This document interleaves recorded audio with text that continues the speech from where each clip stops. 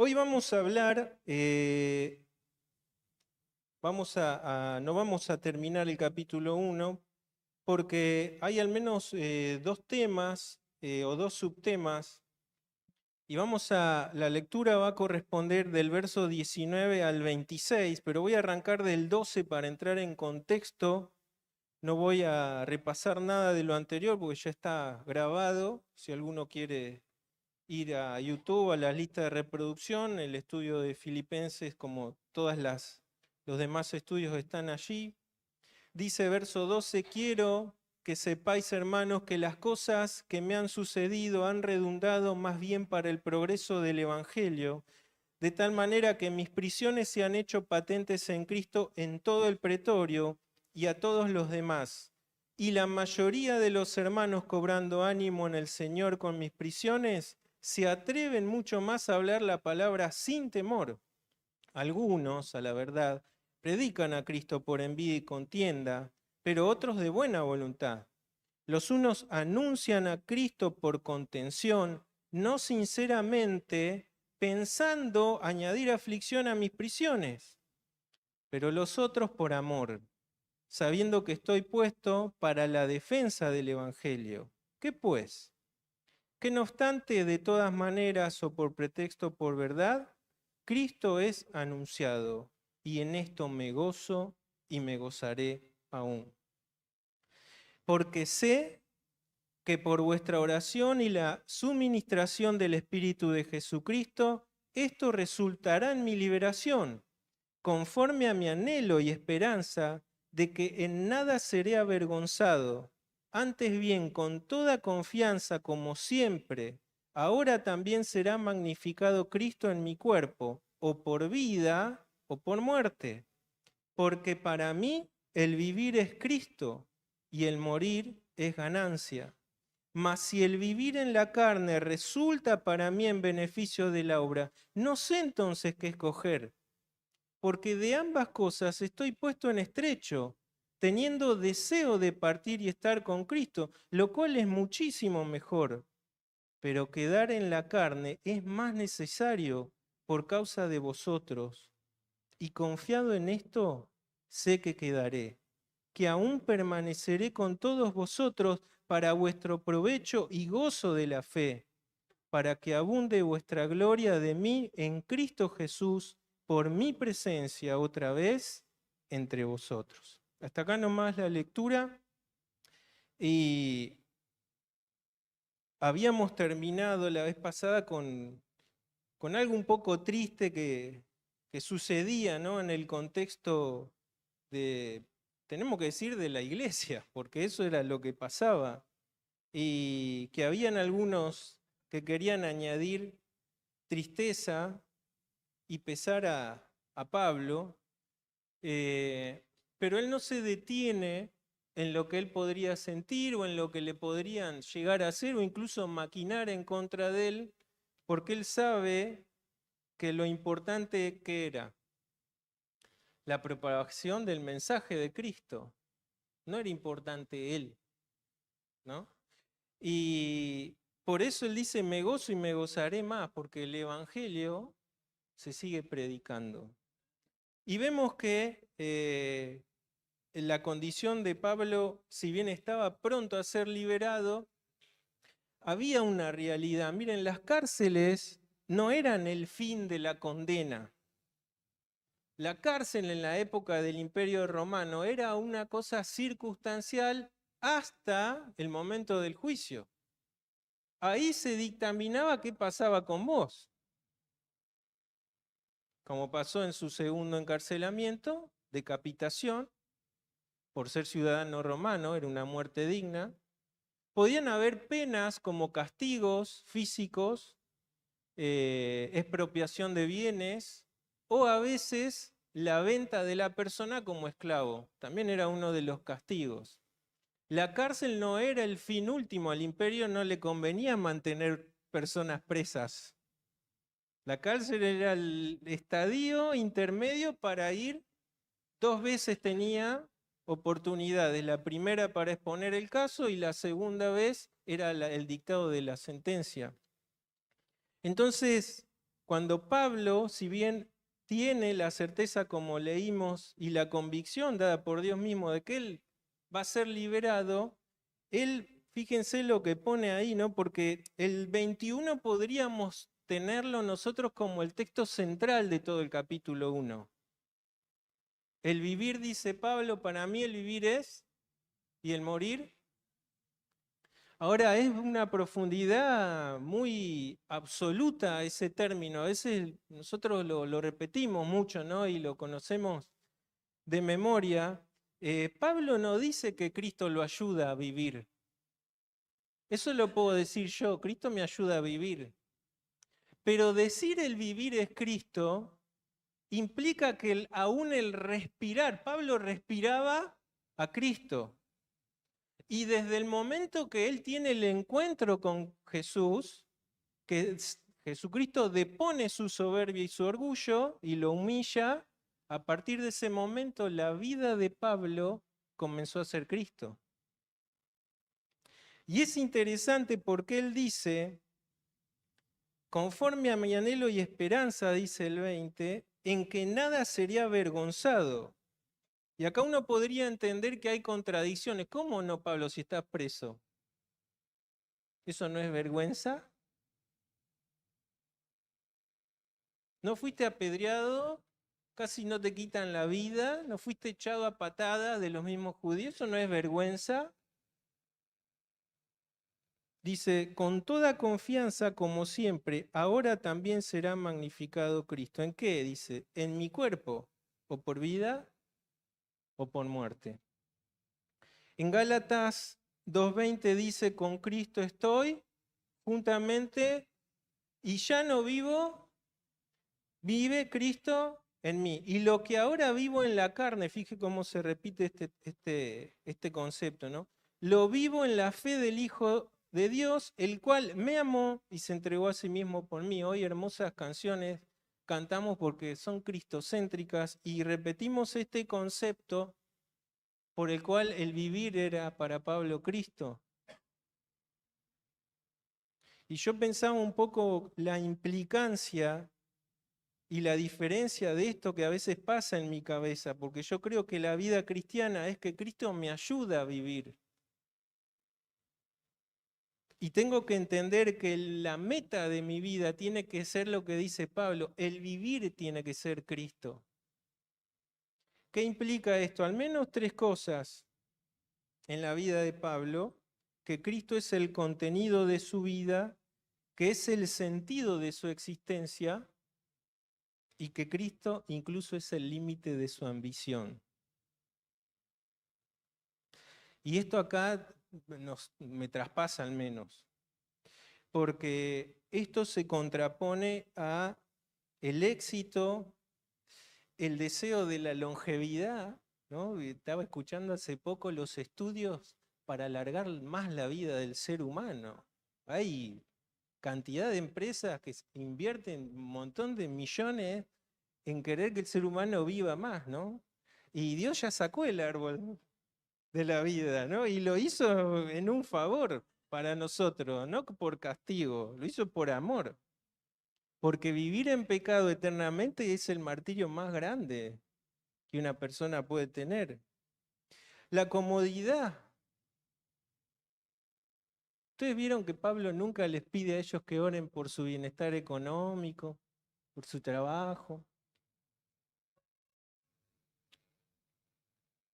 No es algo malo pedir por estas cosas, porque son partes de nuestra vida. Pero el problema es que a veces nuestras metas o mis metas como cristianos son las mismas que las metas del mundo. El proyecto personal. Y nosotros vemos que en el mundo la familia se viene degradando y destruyendo porque ya el proyecto no es familiar. Hace muy poco tiempo atrás, la meta de un ser humano, ¿qué era? Casarse y tener una familia y tener hijos. Eso cambió. Ahora la meta es el proyecto personal. Si entra tiempo, bueno, se verá. ¿qué sucede? La familia como institución de Dios, porque eso no fue algo que el hombre dio con la evolución y con... No, el hombre vio que vivir en familia era mejor. No, no, eso fue, desde el Génesis dice, no es bueno que el hombre, dejará el hombre se unirá y serán uno. Y ese es el nacimiento, es la institución de Dios. No es infalible, ¿eh?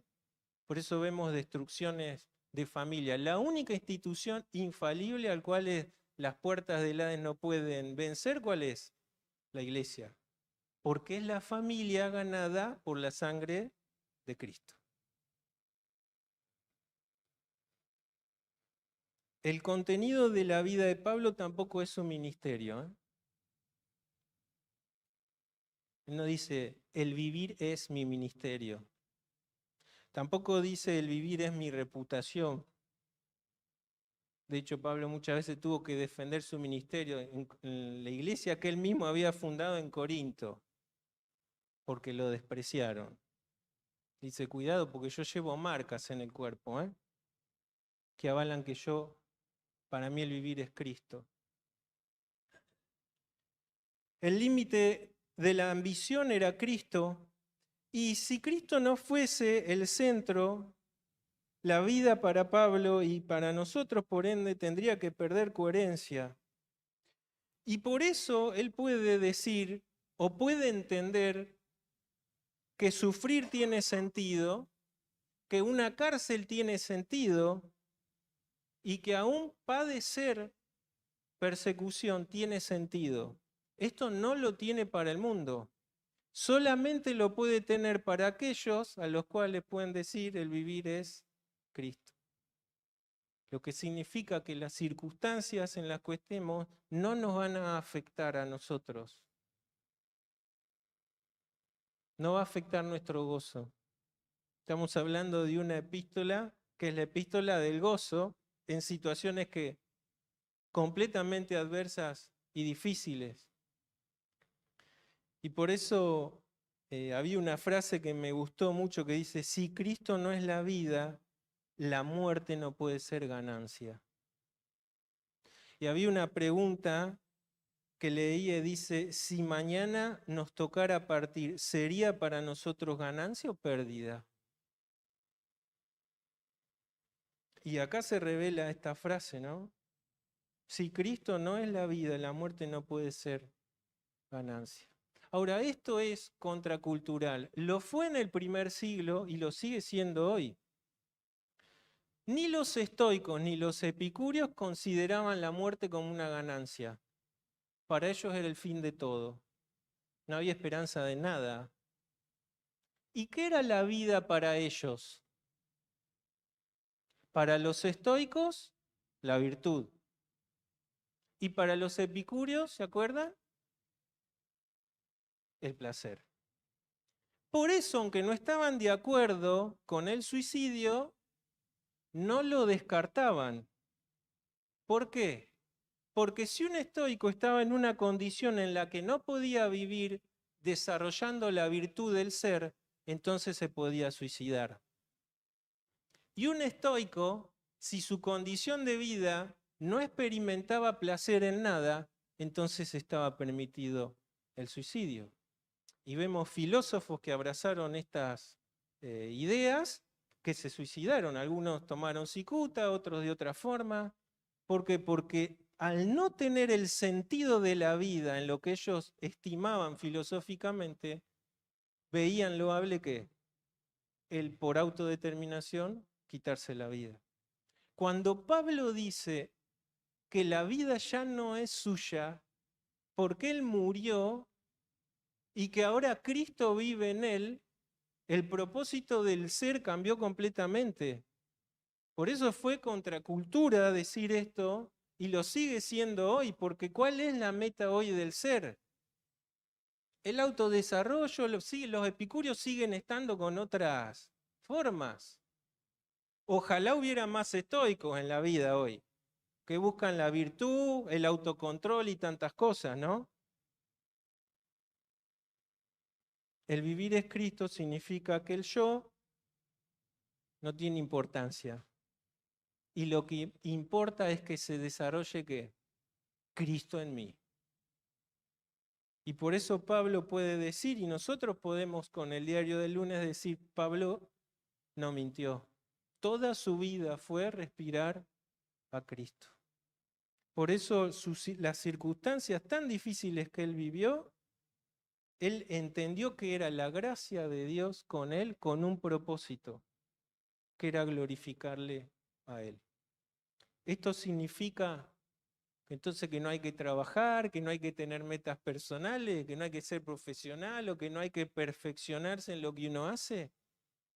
No, significa que todo eso tiene que ser el fin, honrar a Cristo.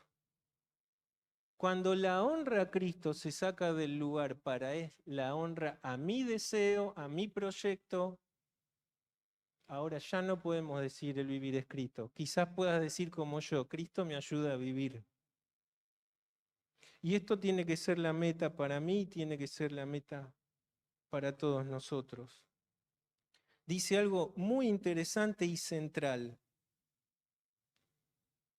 El verso 23. Porque él tiene una certeza que si él parte de este mundo, ¿con quién va? Y él dice, teniendo deseo de partir y estar con lo cual que es. Muchísimo mejor que cualquier circunstancia, y eso tiraba para abajo todas las filosofías que pululaban en la época. Pero además tira abajo un dogma católico, ¿cuál es? Purgatorio. Vamos a leer algunos textos porque cuando yo leía esto digo, me interesa un poco tocar ese tema porque a veces escuchamos varias cosas que es bueno tenerlas en cuenta. Nosotros no morimos, sino dormimos, es el eufemismo de la muerte, ¿no? Porque se hace la simbología del cuerpo durmiendo esperando que Cristo lo resucite, ¿no? Pero nuestro estado, después de respirar nuestro último aliento, es de plena conciencia en la presencia de Dios. Vamos a buscar algunos textos. Por ejemplo, Lucas, a ver, por ahí Luciana lo va a hacer más rápido que yo. Lucas 23:43. Dice, entonces Jesús le dijo, de cierto te digo que hoy estarás, ¿dónde? Conmigo en el paraíso. Este es uno de los textos que algunas sectas lo alteran para sacar el concepto este de la inmediatez de la presencia, de estar en la presencia de Dios. ¿Se acuerdan qué parte del texto es esto, de la historia? Jesús está crucificado y hay, al principio los dos que hacían, lo injuriaban.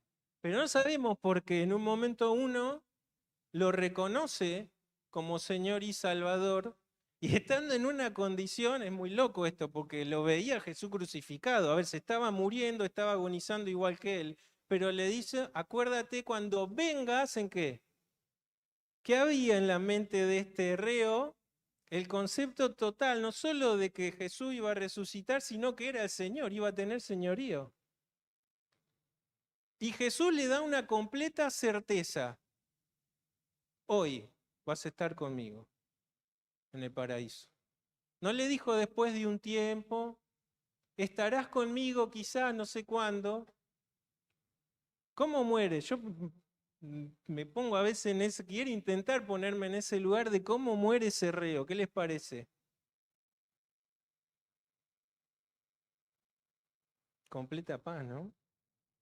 La certeza de que el Señor le dijo, hoy vas a estar conmigo en el paraíso. Otro texto es Apocalipsis 6, del 9 al 11. Apocalipsis 6, del 9 al 11. Dice, cuando abrió el quinto sello, vi bajo el altar las almas de los que habían sido muertos por causa de la palabra de Dios y por el testimonio que tenían. Y clamaban a gran voz diciendo, ¿hasta cuándo, Señor santo y verdadero, no juzgas y vengas nuestra sangre en los que moran en la tierra? Fíjense, el 11 dice, y se les dieron, vestiduras blancas y se les dijo que descansen todavía un poco de tiempo hasta que se completara el número de sus consiervos, etc. ¿Qué hay ahí en ese texto? ¿Qué pueden ver? Primero, están en la misma presencia de Dios. ¿Y están qué? Dirigiéndose a Dios. O sea que no hay un dormir, ¿no? Hasta que Cristo lo decida. Hay un completo estado de ¿qué? De conciencia. Hay mucho más para analizar en este texto, pero fíjense cómo se sigue convalidando el hecho de que cuando uno muere, abre los ojos directamente en la presencia del Señor. Otro texto, Hebreos 10, 14. Hebreos 10, 14 dice, porque con una sola ofrenda hizo perfectos para siempre a los santificados. Ustedes dirán, ¿qué tiene que ver esto? Memorícenlo, guárdenlo en su mente, porque ahora vamos a ver a qué se refiere con esto. Y 2 Corintios 5, 8 dice, pero confiamos y más quisiéramos estar ausentes del cuerpo y presentes al Señor. Hay una completa visión de fe y de certeza y de confianza en que los muertos no quedan perdidos por ahí esperando a ser purgados. ¿Qué implica la doctrina y posteriormente el dogma del purgatorio? Que eso, nace obviamente en la Edad Media. Nosotros sabemos lo que fue la Edad Media, no tengo que decirles nada. Pero se dogmatiza muy tardíamente, ahí en el siglo XV, y después justamente la Reforma Protestante tiene que ver con esto. En primer lugar, dice que el creyente muere en gracia, es decir, salvo, pero no completamente purificado. Interesante concepto.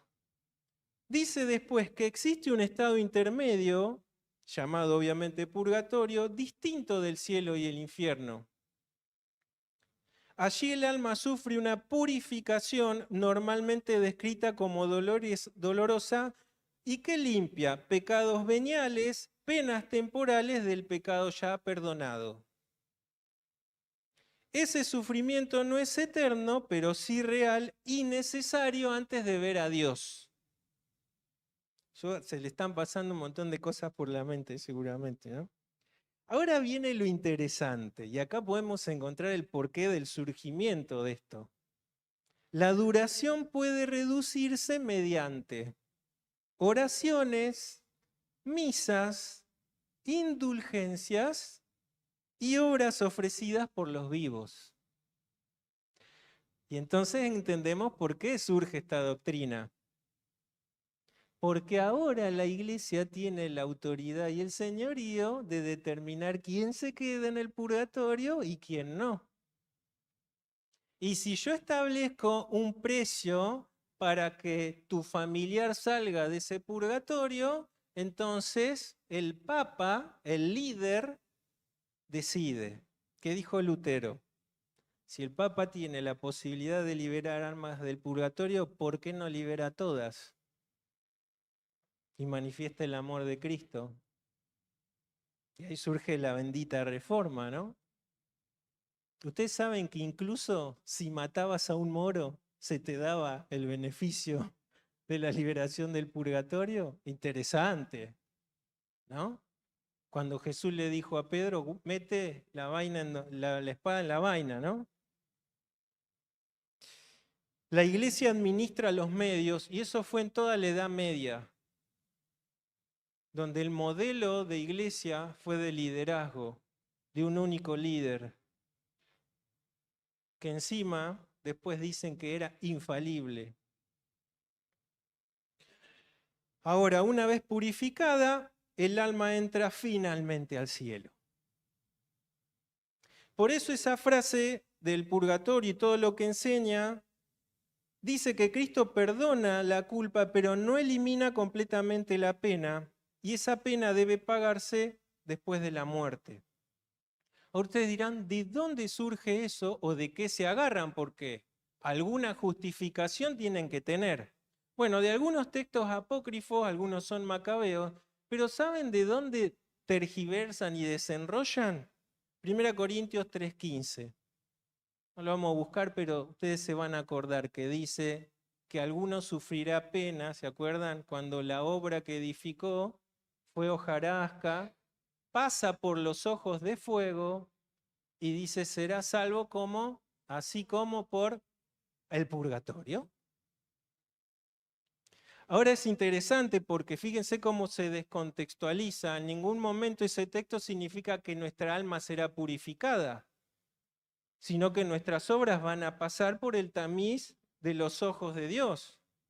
Ser salvo como por fuego era una vergüenza para un hijo de Dios, presentarse ante tu Redentor no teniendo ninguna obra. ¿Qué hiciste en tu vida de cristiano? Todo lo que construiste fue hojarasca, no hay nada que pase la prueba de fuego. ¿Qué gloria le diste a tu Señor? Por eso después más adelante dice Juan, no nos apartemos de él avergonzado, no vaya a ser. Claro, sí, tenés la salvación, pero de una forma vergonzosa, ¿no? Delante del Señor. Y ser salvo como por fuego es la metáfora del que se le incendió la casa y salió desnudo, con nada. Eso significa ese texto, ¿no? Bueno, pero para beneficio de los bolsillos de la institución nace esto. ¿Qué es una doctrina del demonio? Porque al fin y al cabo, ¿qué hace? Desmerece la obra de Cristo. Que fue, hermano, hermana, fue completa. Por eso Pablo les dice a ellos, yo estoy en estrecho, porque Pablo no anhela la muerte, él anhela estar con Cristo. La muerte es un paso, nada más. Es el camino que te llevó a estar en la presencia de Cristo, que dice Pablo, es muchísimo mejor. No importa lo que te digan los estoicos, los epicúreos, estar con Cristo es lo mejor. Y anhelo estar con Él, pero estoy puesto en estrecho. Eso es como el que está entre dos montañas. Dice, está tan estrecho como que pasa ahí por lo fino. Porque hay otra cosa que es una carga para Pablo, terrible. ¿Cuál es? Quedarse en la carne, esto no significa, cuando Pablo habla muchas veces de carne, habla de naturaleza pecaminosa, pero hay algunas excepciones, y es esta, que es quedarse en el cuerpo, quedarse vivo. Dice que puede ser más que, el verso 24, quedarme en la carne, ¿qué es? Es más necesario por mi causa, por mis metas. ¿Qué dice? Por causa de vosotros. Y yo me pasé ya con el tiempo, pero en la próxima vamos a hablar un poco de este concepto. El concepto de todo hijo de Dios, porque esto no es solo porque Pablo es el apóstol, bueno, queda para Pablo. Toda nuestra vida y aún en nuestra muerte tiene que ser glorificar a Dios, eso lo dice Pedro también, aún en la muerte glorificar a Dios. Y vaya que estos glorificaron a Dios, ¿no? En su muerte. Y Pablo entiende una cosa y tiene una convicción. Y fíjense en esto, la certeza de Pablo de lo que era el vivir es Cristo. Que su anhelo y su certeza de saber que estar con Cristo es mejor, no lo detiene a saber que hay algo más necesario, aunque eso implique penas en su cuerpo, dificultades, prisiones y aún el desprecio de a quienes él sirve. Dice, por causa de vosotros. Y esto cierra un poco la idea de lo que Jesús les dice a sus discípulos cuando está en el aposento y se pone una toalla y le lava los pies. Ustedes dicen que soy su Señor, sí. Si su Señor hizo esto con ustedes, lávense los pies los unos por los otros. La próxima vez veremos un poco acerca del servicio y voy a ser bastante duro con este término que entra en el siglo XX, que es el liderazgo cristiano. Vamos a ver el por qué ese término se mete, maldito el día que entró ese término, y se dejó de hablar del servicio, que es el modelo neotestamentario para mí y para toda la iglesia. Nadie queda excluido de esto. Que el Señor bendiga su palabra en esto y que tengamos la certeza de esto, hermanos, de que para nosotros no solo la vida debe ser Cristo, sino tenemos la certeza de que aún en la muerte también Cristo se glorifica, porque nos dio la certeza de que estaremos siempre con Él. Amén.